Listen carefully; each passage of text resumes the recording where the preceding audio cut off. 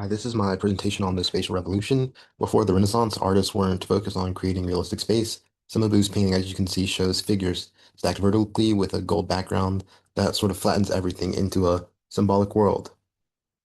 This world shows that the goal is to communicate spiritual presence, not physical depth or believable environment, and sets the stage for the radical Renaissance.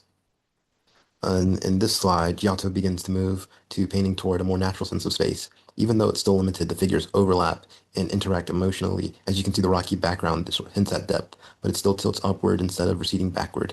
This moment shows that artists experimenting with realism before they had the mathematical tools to really show the flat plane, and he becomes an important figure bridging symbolism. The spatial breakthrough, the revolution truly begins with Brunelleschi's experiments in Florence. Using a painted panel, a mirror, and a sort of peephole, as you can see, he proved that space could be represented using consistent mathematical rules, giving birth to one-point perspective and a reliable method to create believable depth. Changing painting, it also changed how people understood vision, architecture, and structure of the world itself.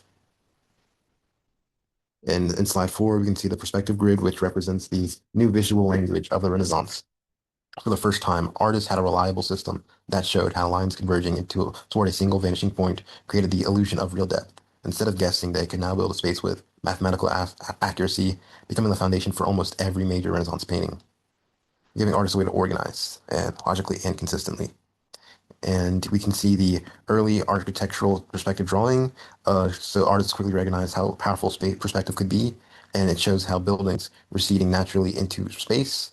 And these early sketches reveal how art and architecture began influencing each other. By mastering perspective on paper, architects could design structures that felt harmonious, balanced, and grounded in the physical world.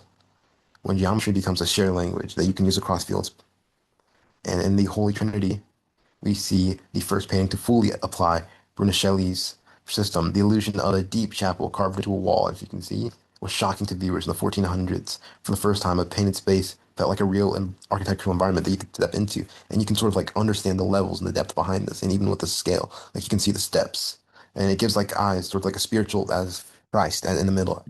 And then this comes to the barrel vault detail, a major detail in Masiaso's precision.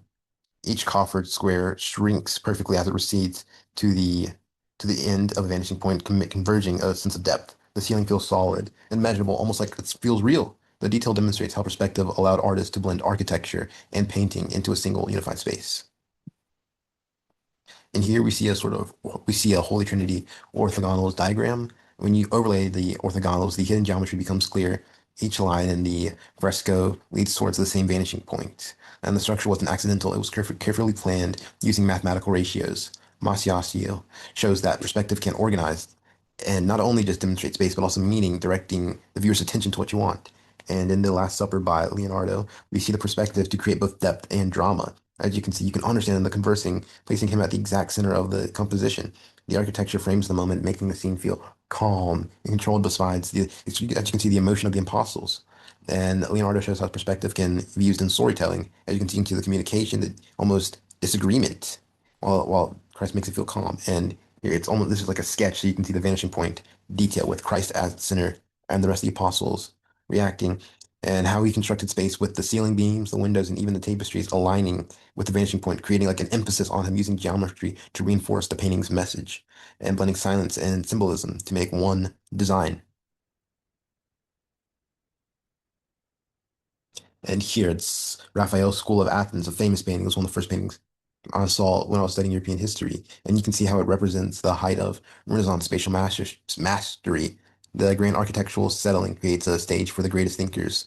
And the space feels open, balanced, and perfect, copied by hundreds of artists reflecting intellectual confidence of the era using perspective.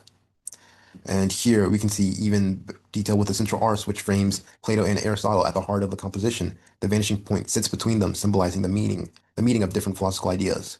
Raphael uses the architecture to organize the entire gathering of thinkers. The detail shows how perspective becomes a tool for expressing the balance and the harmony of the painting, along with intellectual order, with the two, honestly, the greatest thinkers of all time in the center.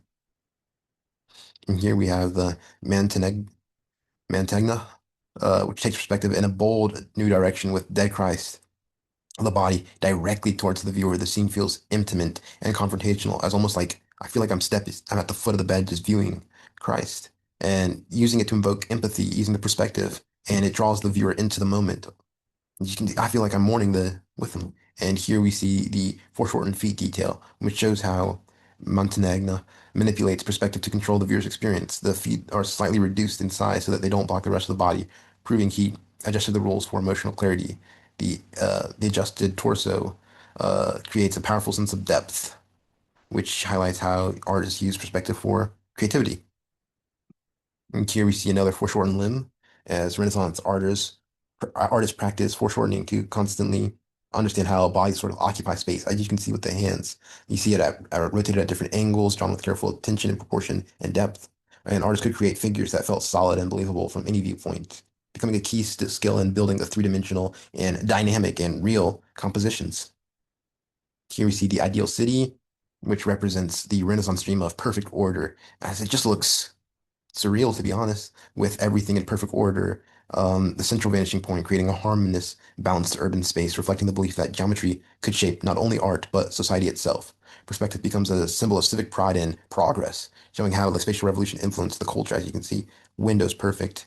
And here we have the on painting diagram, which provides artists with a clear written guide to perspective, as you can see with the eyes and the sort of the figure angling how to construct visual space using grids, vanishing points, and measured ratios, which help standardize the spatial revolution to communicate the details of it across Europe and just shows how you can transform visual culture through that. And you can see it also in architecture, Renaissance architecture, with this piazza demonstrating how perspective shaped real architecture, the symmetrical arches, repeating columns, balanced proportions, and unified public space. The design represents the geometric principles used in painting, showing how the spatial revolution transcended art in involving various fields.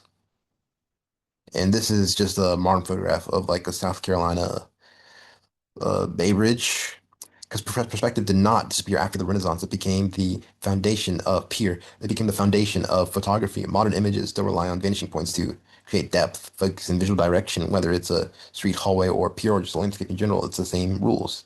Showing how it just the spatial revolution continues to shape how we understand and view the world, and we can see it in digital environments as well, such as video games, where like you use these engines, like Unreal Engine, to design the space. VR and 3D modeling, these programs use the same principles invented in the 1400s to build the immersive virtual spaces. As the spatial revolution evolved into the technology we use daily, where perspective still defines how we design, navigate, and experience the digital worlds. Thank you.